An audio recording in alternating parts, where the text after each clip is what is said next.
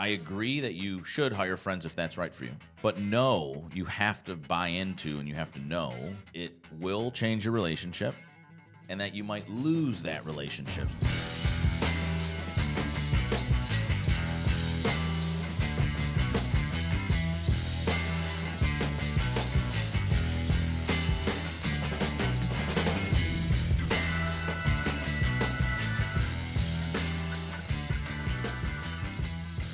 Hey, everybody, and welcome back to the Exit Is Now podcast with me, your host, Scott Snider, and a happy new year to everybody as well as our first episode of season 3 of the Exit Is Now podcast is here. And it's a unique one. So we have our friend Amy Wirtz back everybody. here on the show. You might have seen her all the way back, I guess, in season 1 with our pal Tom Deans, another family business expert and author.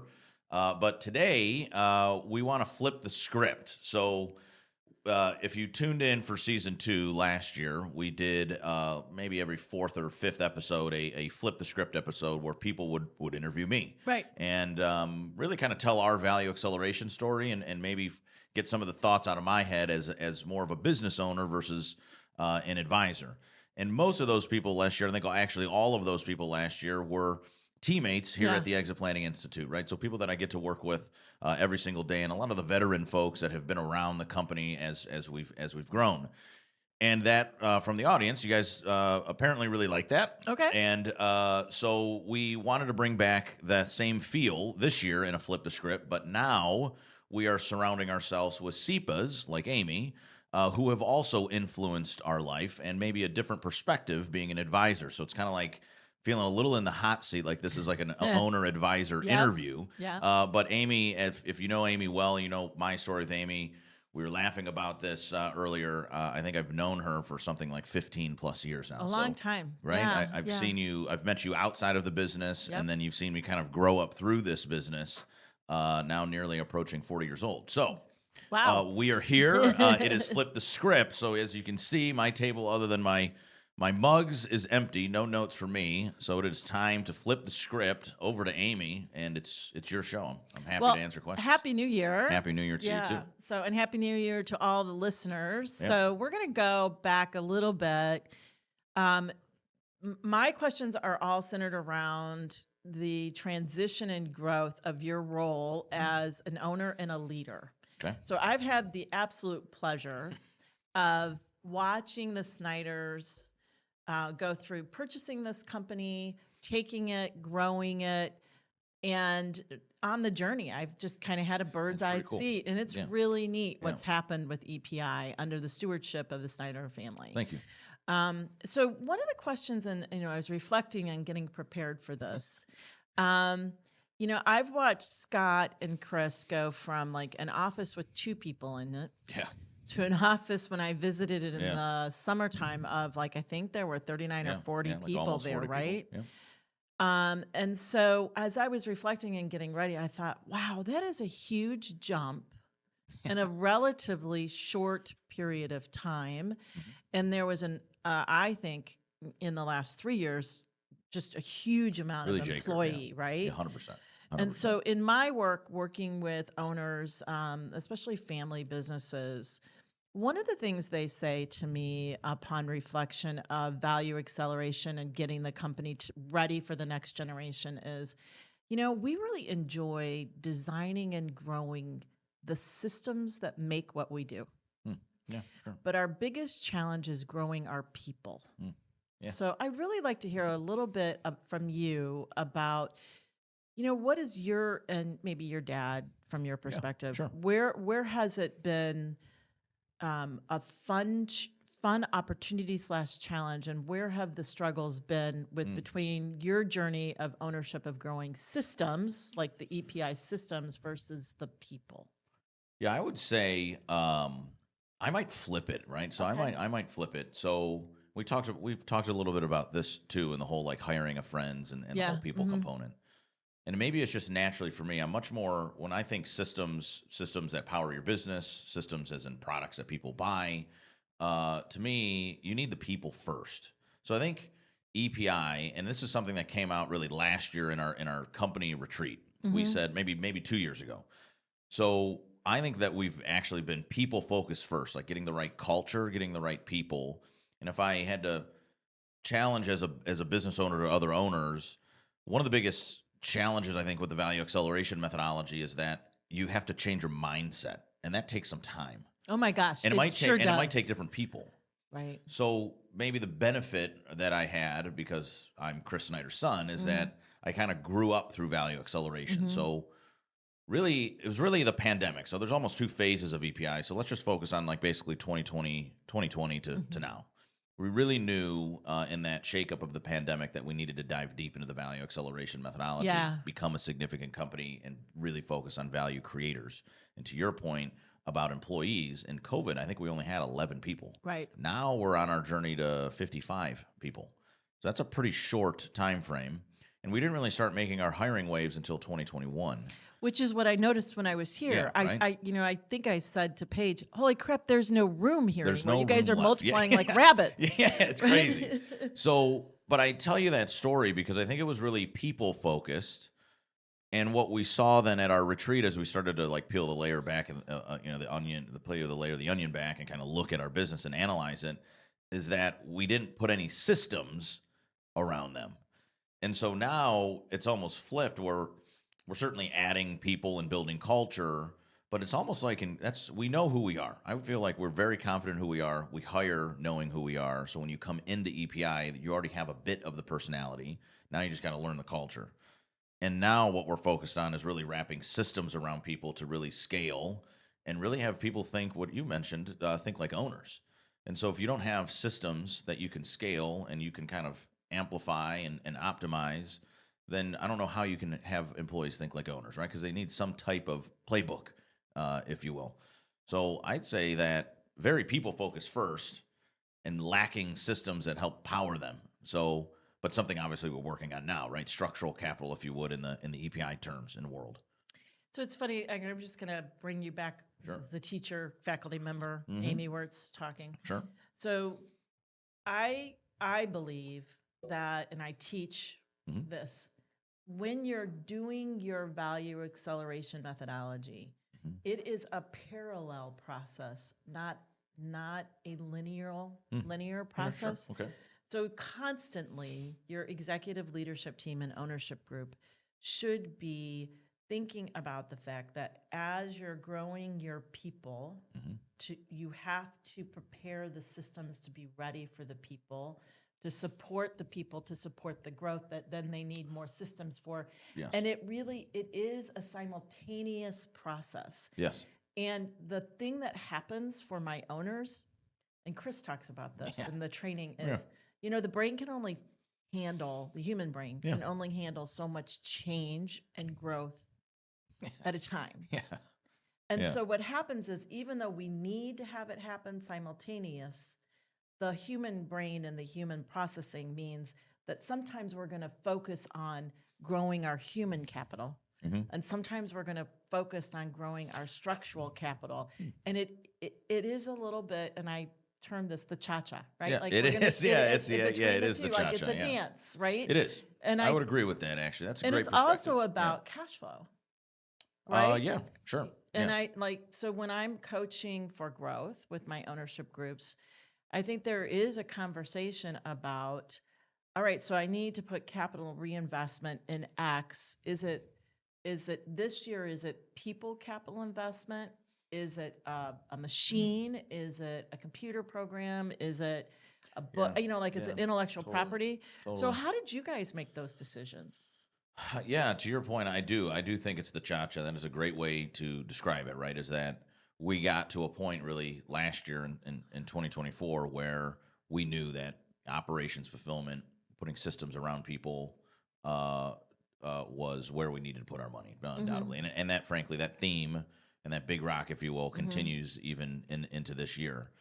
And so, I think I like that cha-cha analogy, because you start to flip, because what we're going to start to see as we move towards the end of this year and into 2026 is another kind of J curve of people growth based on where we want to go in 2028 and knowing where we want to go and how we need to fill that. So what Dad and I have always done, I think when we bought EPI, when it was just like a couple of us, and there wasn't really a lot of money necessarily to be made in the business, we always set a third of the net profits from the year aside for some type of improvement back into the business. Yeah. Now, sometimes there was nothing, right? Sometimes, Yeah. especially in the younger days, there's really not necessarily like, we're moving and jiving, and there's not like huge, necessarily massive things that we needed to do. But certainly, for example, in 2020, where we had to build out a Oh, yeah. entire virtual program, well, the year prior, we set a third of the profits aside, and we were able to pull from that to go fund the next initiative. So, one, I think that's how we fund, whether it's a people initiative, a culture, a process, a new product, any kind of innovative thing that we're doing. We always try to set some cash aside to make that happen.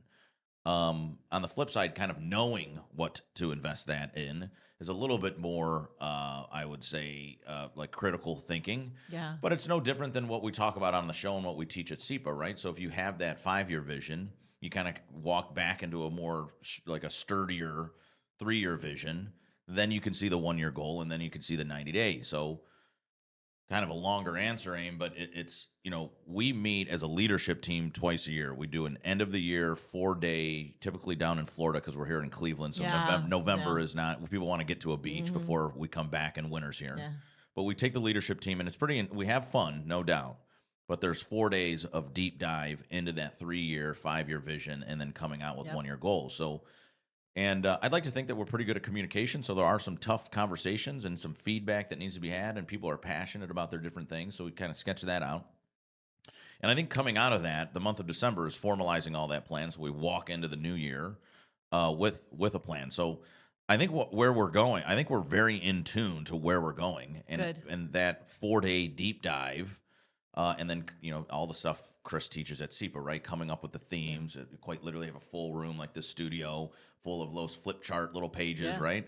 And you start to see a theme like operations and fulfillment.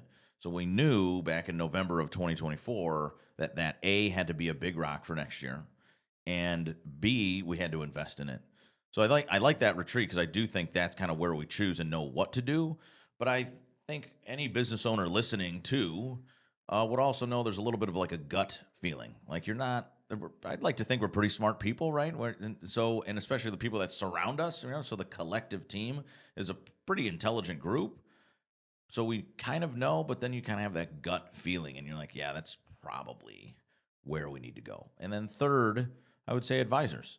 I think leaning into advisors and asking opinions. So I'll come back and I might shoot you an email like, hey, Amy, we were talking about this. What do you think about that? And you go, yeah, I represent dozens of companies. I've seen this done a bunch of times, from small to big and everything in between. You're on the right track. And I'm like, okay, good. Yeah. So I think there's multiple things. It's to summarize, it's having a good advisory team. It's deliberately having like a retreat setting where you can strategically talk for days away from the business and get out of the business and kind of look in.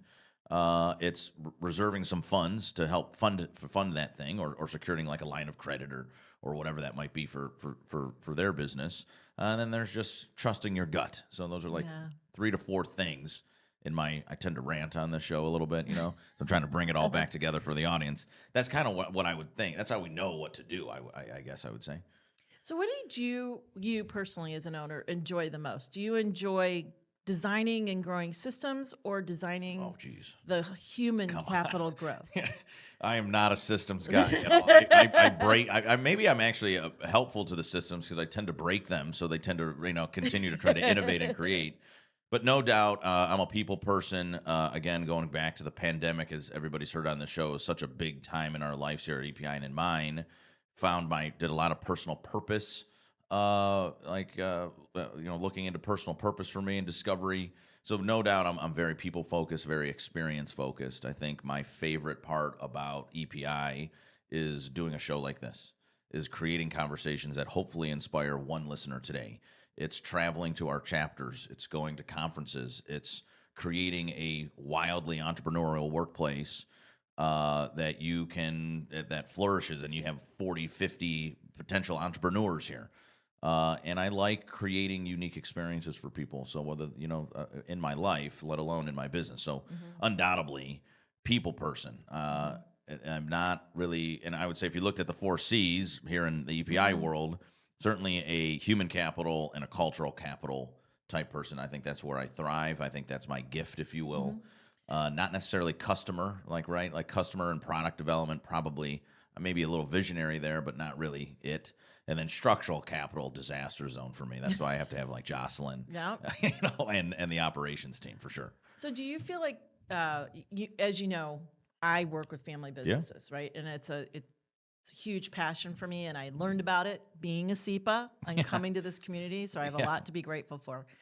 And I've watched your company be a family business. And one of the things I've noticed in my time, and have really in the last 3 years experienced a lot of, which is the theory of a generation and a half instead of a first and a second generation. Yes. And a generation and a half is when we have one generation that had a career and then says, I want to be a serial entrepreneur, or I want to start a business, and I want to work with my kids. Like, I want to build something that's a family legacy. And they bring in their 20-year-olds or maybe early 30s into the early stages of a business. Right. And so it isn't like the business was grown Yeah. from one generation and it was thriving and working well, and then the second generation has to come in and keep that business alive and put an imprint on it. Yeah. So do you think that's what you guys did? So I love when you told me, she like told me this for our audience. She told me this, like, I think at dinner while she was hanging out here in Cleveland with us. And I think like that's spot on. That's how I feel though. So I take a lot of podcasts and or like a lot of interview calls, and it's not like it's a bad thing, right? So it's like I don't particularly care, but they call me second generation, but I don't know if I feel that way. I don't think you are second generation. That's where I'm identifying this change. Yeah, right? So like I don't feel that way, and I don't feel that way maybe for two reasons. One, you just described. Like when we bought EPI, we had 100 members, and it was kind of an infant kind of company, still startup-y kind of in mode. And I've been here for 13 years now, right? Alongside with Dad growing this company. The other thing, and I don't know, you're obviously the expert in family business, what I feel in my friends in family business sometimes gift or inherit the business. Yes. Like I don't know how background all that works, but like, okay, this owner's out, this owner's in. Now you just take the net profits from the company, you live a nice lifestyle, right? Maybe kick some off to mom and dad along the way. But you never really bought anything, right? And so and I'm not trying to discourage or insult our family business owners, but I just think there's something different about having money in the game. So what people I don't think really realize about EPI is that Dad's 51% owner and I'm 49% owner. And it's been like that for 13 years. Which is super cool. So, and then it's affected my relationship with my dad, because I don't know if my dad thinks of me strictly as my son who works in the business. He also looks at me as business partner. So some of my friends that are like third generation manufacturing, they go, oh, that's Junior. Right. Junior will eventually become the president of this company. He'll start by making the widget. Then he'll become the plant manager. Then we'll move him into the business when I'm about 70, and he'll take over. Where from the get-go in 2012, we said, let's put money in together and run this business together as partners that are father and son. So Which to is your a point, very different point. I just think it's different. Like I don't, again, not disrespecting any family business owner, but I just think it has to feel different. I don't feel second generation. I feel equal to my dad. So if my dad's first generation, am I first? Am I second? I like this 1.5. I'm kind of like 1.5, because as Dad now has decentralized himself from the business, I do think the next generation always puts their spin on it. Sure. And like, what's their legacy? What will they do? Today, me and the EPI team have now kind of taken the business from Dad, and we'll put our own spin on it and take it to the next level just after a quick break. So stick with us. We'll be right back. Hey there, business owners. Are you ready for a game-changing opportunity? Introducing the 2023 National State of Owner Readiness Report. Over the past decade, this groundbreaking research has reshaped how we view business ownership and exit planning. This report isn't just another study, it's a deep dive into the evolution of business ownership. It shines a spotlight on the crucial intersection of business attractiveness and owner readiness, revealing the undeniable impact of preparation on achieving successful transitions. With younger generations taking the reins, exit planning is taking on a whole new perspective. Education and awareness about preparing for the future have never been more crucial. And with financial readiness leading the charge, there's a clear opportunity for growth and learning. But here's the kicker. The report shows a surge in exit planning education and understanding, yet many still lack formal transition teams, highlighting the essential role of comprehensive support. So who's got your back? Trusted advisors have evolved from CPAs to financial advisors, making a decade of significant change in support networks. Ready to take the next step towards a successful exit? Dive into the Exit Planning Institute's 2023 National State of Owner Readiness Report and start shaping your legacy today. The future is knocking. Are you ready to answer? Discover your readiness level at 2023ownerreadiness.com and take the first step towards a successful and significant exit. Are you a business owner seeking to unlock the true potential of your enterprise? Look no further than the second edition of Christopher Snider's revolutionary book, Walking to Destiny: 11 Actions an Owner Must Take to Rapidly Grow Value and Unlock Wealth. In this updated edition, Snider presents proven strategies for maximizing your company's value and accelerating growth. Whether you're aiming to sell or simply want to ensure long-term success, this book offers a blueprint for building a thriving, self-sustaining business. Walking to Destiny isn't just another book, it's a game changer, backed by Snider's own experience as a successful business owner and as a CPA. This book bridges the gap between business owners and advisors, guiding you towards financial freedom. But don't just take our word for it. Hear from those whose lives have been transformed by its insights. One satisfied reader raves, "The best guide for transitioning out of privately owned companies. I recommend it to all business owners and advisors." Another praises it on its focus for maximizing business value, calling it their, quote, principal tool for educating owners. Ready to take control of your business's destiny? Visit walkingtodestiny.com now and use code EXITISNOW to claim your free copy of Walking to Destiny: 11 Actions an Owner Must Take to Rapidly Grow Value and Unlock Wealth. Don't wait for the perfect moment. Make the moment perfect by seizing this opportunity today. Hey everybody, welcome back to the Exit Is Now podcast here on another Flip the Script episode, first one of the year. So if you're just tuning in, again, Happy New Year. We're hanging out with Amy Wirtz. Many of you know her as the Exit Planner of the Year.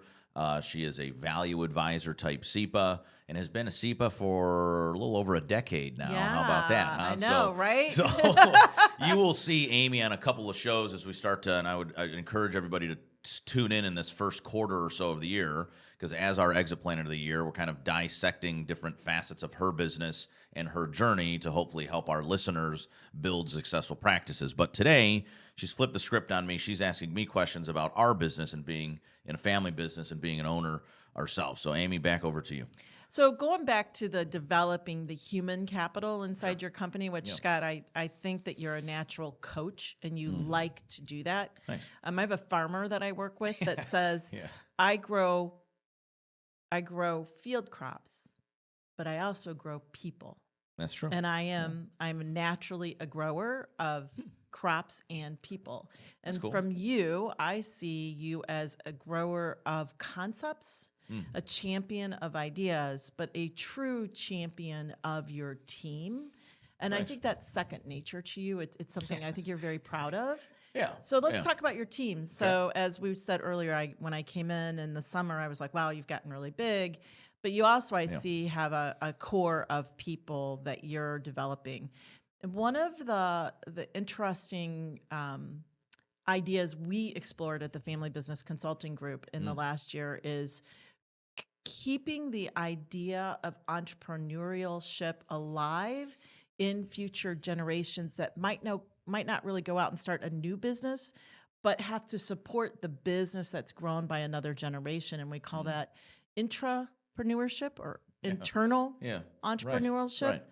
And I heard somebody on your team say that, Paige. maybe Jocelyn or Paige. Paige, our director of marketing. So, one of the things that's really great for a business is to have your executive leadership team have that spirit. So talk to me about how you're doing that at EPI and how that translates into the culture of your company. Yeah, so it's something that I think culture, my dad always says this too, that social capital is one of the hardest to actually gain. Oh my right? gosh, so, yes. And culture, I think we hear this across any advisor, any business owner, even maybe some owners listening today, like creating the culture and who you are in your business is the probably the most difficult, because I do think it takes some soul searching over time, and then it evolves as you grow as well. But for us, and kind of how we create that intrapreneur or that entrepreneurial owner mindset kind of team, first starts with ingraining the value acceleration methodology, right? Because it's Sure. a value creator mindset. So I think most employees, again, I don't think it's wrong. I just think it's how we've been trained in the decades and the years of doing business in America, is that it's a place that you show up. It's a place that you make money, you get some health care, you get a 401k program. They don't necessarily take your ideas, but, it's maybe, and it might not even be bad, right? You might like your job, but you're more of a number and then maybe an owner. Right. And so, but if you're looking to grow and exit, you need to have a value creator mindset from the business owner all the way down to the part-time employee and everywhere in between. So one, it starts with education. So you use the value acceleration in your business to start educating all of your employees, not just what income they're generating, not what's just expenses they're saving, and or maybe what risks they're mitigating, but how that converts to a successful business today and a more significant one, or what we would say a more valuable one in years to come.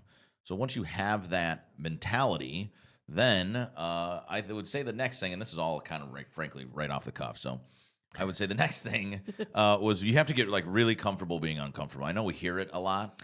Ooh, that's a but, Brene right? Brown Well, concept. that's what I'm saying, right? It's just you just have to be, right? Right. There's certainly and there's going to be failures as you would do as an owner, right? Like me and Dad, started this business or took over this business in 2012. Made a ton of mistakes that cost us money. Sure. Remember, my first major costly mistake was 2014 Fort Worth Summit. I didn't fill our room block, so it cost us $45,000. Ow. Right? Yeah. So like that was a major mistake, but it was okay because I'm an owner. Well, then Paige makes the same mistake, and it's crappy because she's an employee. Well, not in an owner culture, right? Because Right. Dad didn't yell; he was disappointed, but he's like, "Well, I guess it's the cost of doing business. It's the cost of learning something new." And so, what I recommend for business owners is that you almost start to budget for it. How would you do that? Well, there's like I take about like 15% of expenses and just throw it in a line item that's like, we're gonna fail. Oh, And I so- love that. So I mean, if there's like, it might, I mean, and that number might be like $400,000. It might be like $600,000. Ow. So you throw it into the operating costs. Now, as you get leaner and you grow in today's business, I wouldn't take 10 to 15% of our revenue today. But if you had to like gut check me and looked at the financial statement today and the budget, I'd say that there's probably like $200,000 to $250,000 of screw ups in there and like SG&A, operating expenses. And because you just know it's going to happen, and it doesn't hurt your back pocket, your net profits as much you're taking it out You just already? know that as an owner and training younger owners who aren't necessarily owners yet. This entrepreneurial mindset, we're gonna test and fail, we're gonna test and win, And you're going to decide and and- move quickly. and you're gonna decide to move quickly. So now it's now at least it's baked a little bit into the numbers. And if we don't fail, then we're like, oh, man, we're $200,000 richer. That's great, right? Or maybe we can take the employees out, or maybe we could distribute in an incentive program, or maybe we could buy a new piece of equipment, whatever Yeah. that might be for your business. So there's an educational component, and then now you got a financial and budgeting component, and then there's like maybe a really deep cultural component. So there are maybe two things that I draw like direct attention to. One, we talk a lot on this show about our core values. Yeah. So there's 7 of them. We don't even need to have them on the wall anymore because That's of just awesome. who we are. Yeah. We talk about them in our SEPA terms, right, in our value acceleration world at our quarterly renewals. We renew our core values. We give examples of people living them so we know that they're real. So we talk about them at minimum 4 times a year with examples. But before you kind of can believe in those core values and then better communicate, we also have maybe a handful of what the team has created collectively called trust accelerators. So one could be something like confidentiality. So if an employee here has a problem with their manager and they don't feel like they can talk to them yet, they might knock on my door and say, "Look, Scott, can I talk to you about something? But I need you to be confidential because I'm not ready to talk to that person yet." So on the flip side, with confidentiality as a trust accelerator, we have another trust accelerator that's called deliver the mail to the right address, Yes. right? So it's like, somebody comes in here because they feel uncomfortable with their manager, and I said, hey, I understand where you're coming from, or maybe I don't understand, or maybe here's some feedback, but now it's time for you to go deliver. So I'll keep it confidential. But you have to do something. But now you have to go deliver the mail to the right address. I love that. Right? So there's trust accelerators that people don't see a lot. Like the internal employees see here. We quite frankly have like note cards that we distribute so you can understand the trust accelerators. If you understand the trust accelerators, you can start trusting and relying and creating friendships here. And then you can kind of lean into the core values. You're like, oh, I'm into these core values. And then you start learning more about what it means to be a value creator, and boom, you start to have this value creation culture, which I always on this show give this example. So if you're a new listener, hopefully it'll be your first time. To kind of cap this out, Amy, is Paige came in for her review like years ago, right? So I don't know how long Paige has been here, but years ago. It was like one of her maybe second year reviews. And I remember I gave her what I considered like a pretty hefty bonus. Yeah. And then a raise, and then a title raise to a promotion. Yeah. And I always laugh because Paige doesn't really have a great poker face. So I know Paige well, and I was like, hey, like just talk to me. Like, what am I missing something? And she said, well, you and your dad always talk about value creation, and everything that's on our employee review right now, this performance review, is really, there's some core value stuff that might be unique, but it's really my goals and metrics that drove a lot of success into the business today. And as a marketer, like I'm basically in charge of generating new leads that produce new SEPAs, and we did that, right? And so I appreciate everything that you've said, that you do. She got basically an A+ review. And she pulls out of a folder a piece of paper. And the piece of paper is, this is how much value I drove to you and Chris over the last year. I now, love think about it. that. But also think about that from a 25-year-old employee. That's amazing. Now, fast forward, though, in somebody like Paige's life when she's 35 or 45, and she's spent the last 10 or 20 years with a value creator mindset, not a income-producing mindset.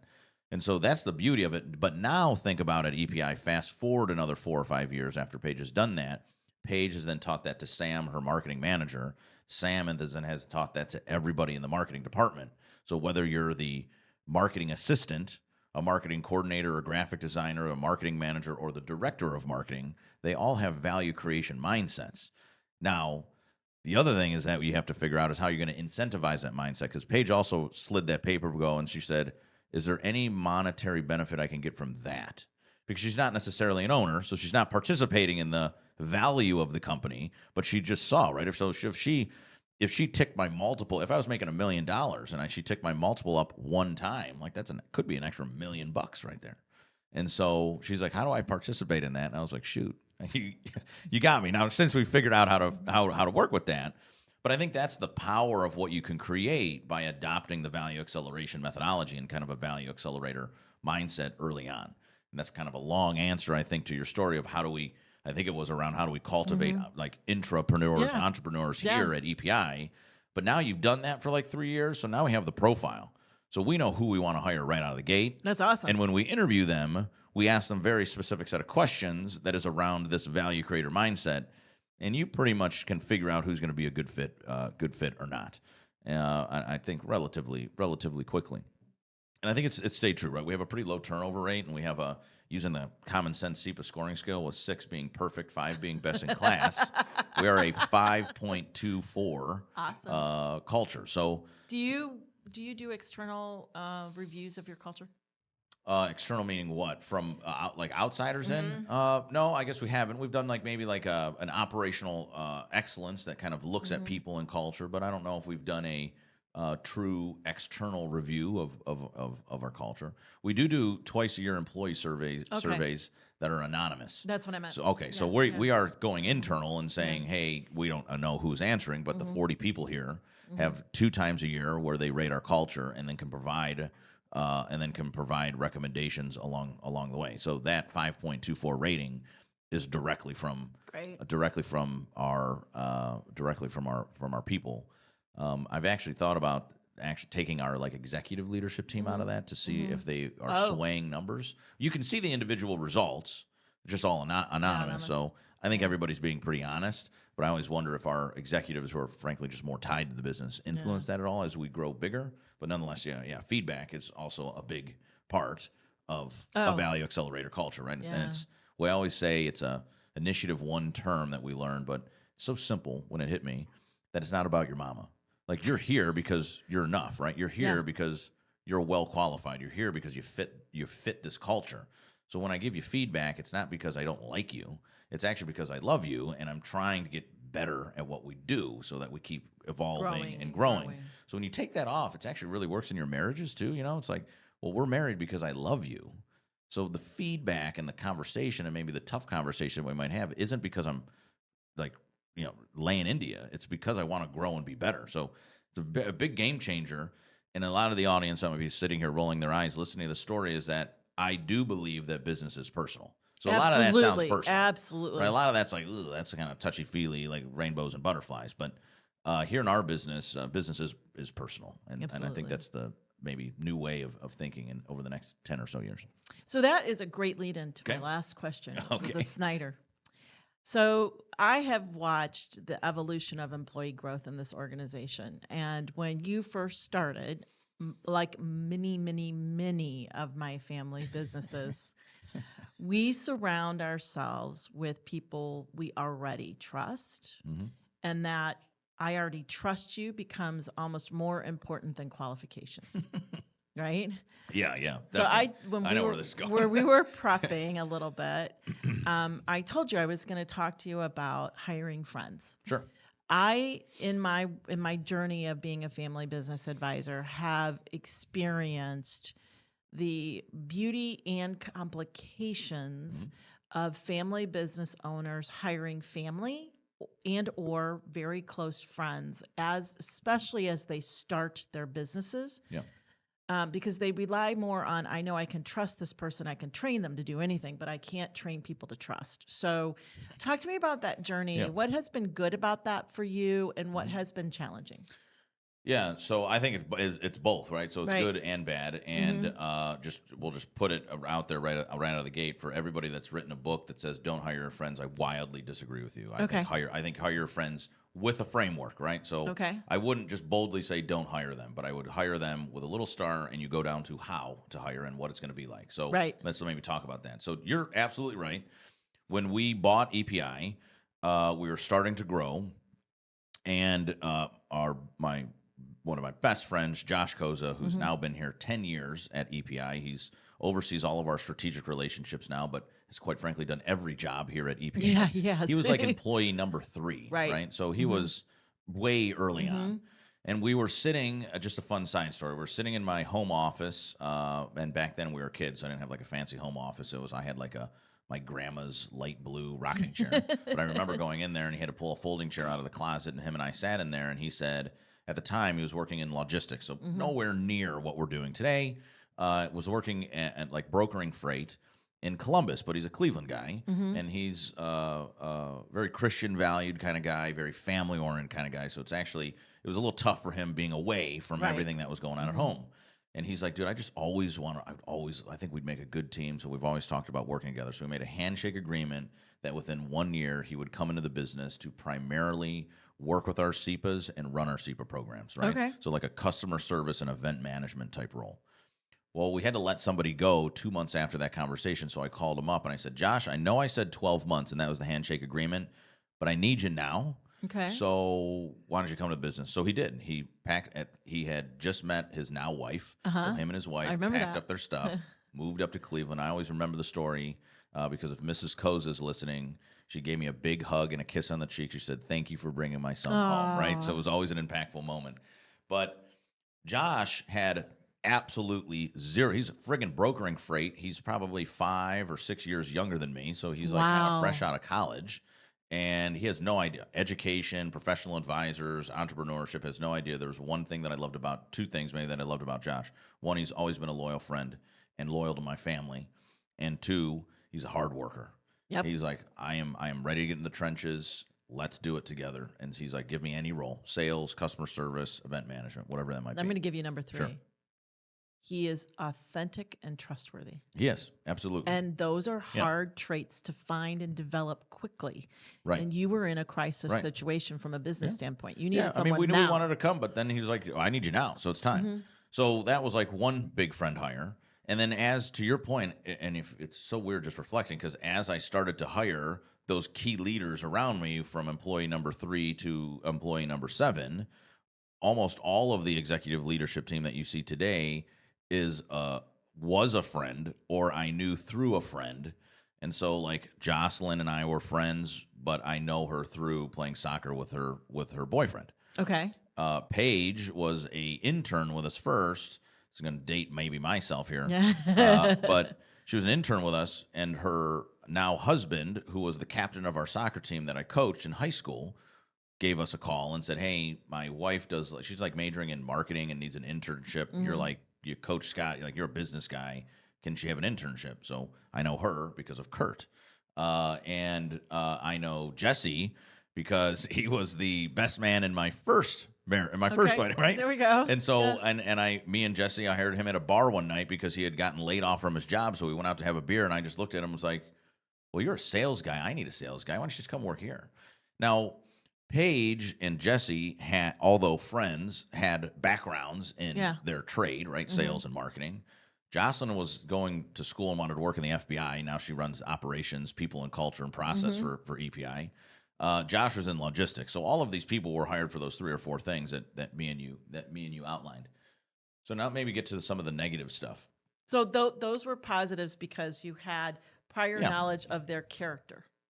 Yeah, I was looking for people that I knew would challenge me. I knew that were honest with me. I was hiring people that, quite frankly, I say this still today, that I thought were smarter than me.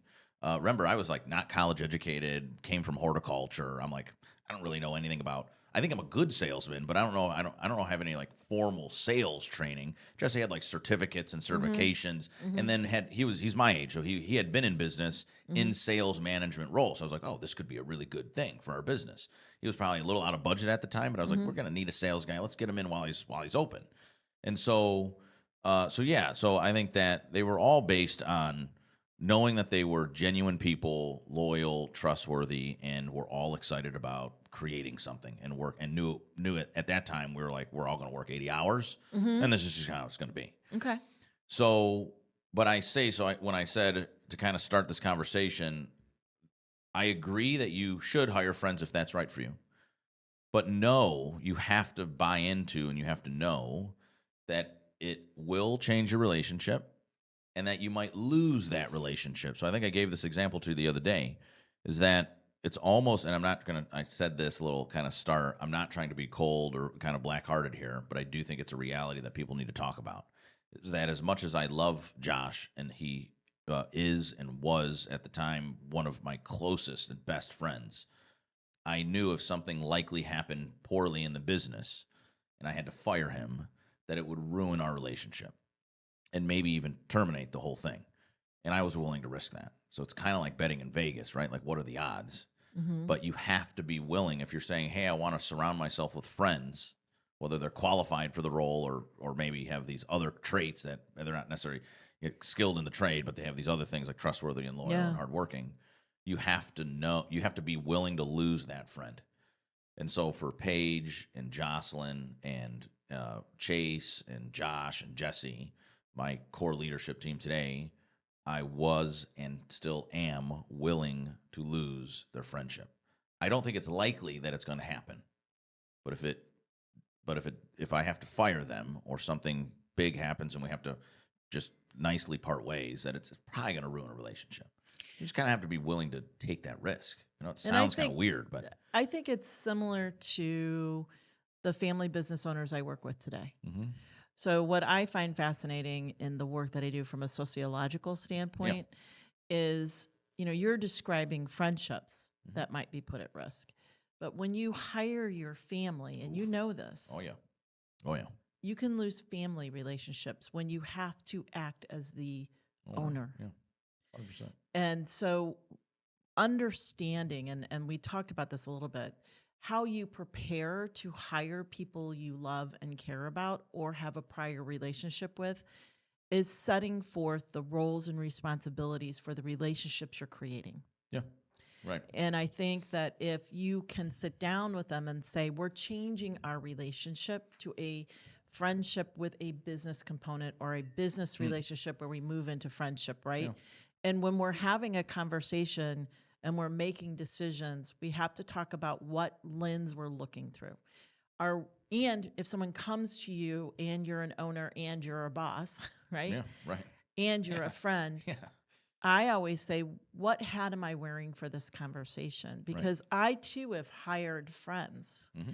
My Melissa Houts that works for me and with me. Yeah. We raised our kids together. She lived across the street, and her son and my son are super close friends. Her sons. And so when I pick her up and I call her, often she'll say, can we switch to a business conversation? Or I'll say, hey, we're talking business, and can we switch to friend conversation? Or, I'll say, are you asking me this question as your boss, as the owner of the company, or as your friend? And you're able to turn it kind of on and off like that? It does that? Oh my God, framework it took years. Work? It took years. But it took practice. It took practice. Yes. But knowing you need to do that is really important. For example, if Josh came to you and said, I have been on this journey with you since almost the beginning, and I want to own. Yeah. Right? Yeah, right. So it's a family company. Most family companies say no to non-family owners. I mean, that's a very standard no. I'd say 95% no. But you have to retain these very talented leaders that you've brought in and grown together, right? Totally.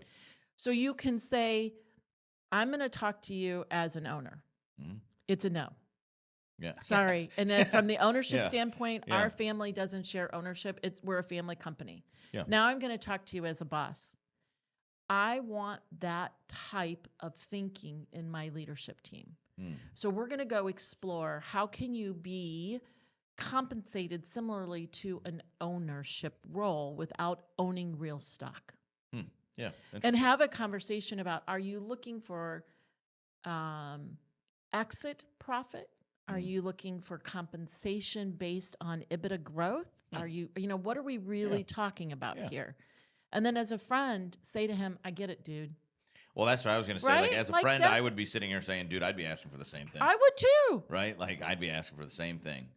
But as a friend, maybe even as a friend, you also have to understand the opinion of, me and Dad. That we're just not here to take on any more partners outside of the family at this point, right? And he should be able to have, like, I guess I see that perspective too. But to your point, that's another, like, cha-cha thing, right? It is, that's right? Another, but I do like, I think that's really a good advice for the listeners, like being able to, again, takes practice, but being able to turn that on and off.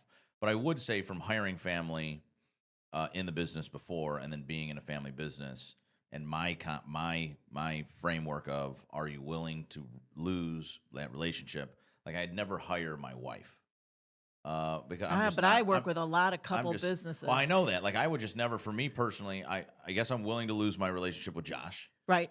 But I'm not willing to lose my relationship with Joy. So I am 100% on the same page as you. And I don't know if I can put the hat on and off. Yeah, I was like, you know what? I'm just not. That's a gamble I'm not willing to take, and I like gambling. But that's not one I'm betting on. But I do. I think I think it's always unique seeing husband and wife companies and then be like wildly successful, because you just see them. Like, I don't know if I love my wife, but I don't know if I want to see her like every day, all day, like in the office, and then all day at home. It just seems like a lot of one person, right? I don't know. I think I'm so with you. I don't know how it works. And I've been married 33 years. We just renewed our vows. Yeah. But like, I would not. I don't. All day, every day. I think it's hard. I think it's really super hard. Super difficult. Not something I'm willing. God to bless those people that have successfully done it. So. Thank you for this interview. Thank you. Yeah, we're coming to the top of the hour here, so I really appreciate first flip the script of the year. So there'll be many more of these to come with advisors and other influencers inside of our EPI community that you likely know. So please stay tuned. Every 4th or 5th episode of the year, we'll have a flip the script. So Amy, thank you for coming in and asking me some tough questions. I appreciate it. Guys, the next show is January 22nd. Please subscribe, listen, and leave a review on all of your podcast platforms. Thanks, guys. We'll see you next time.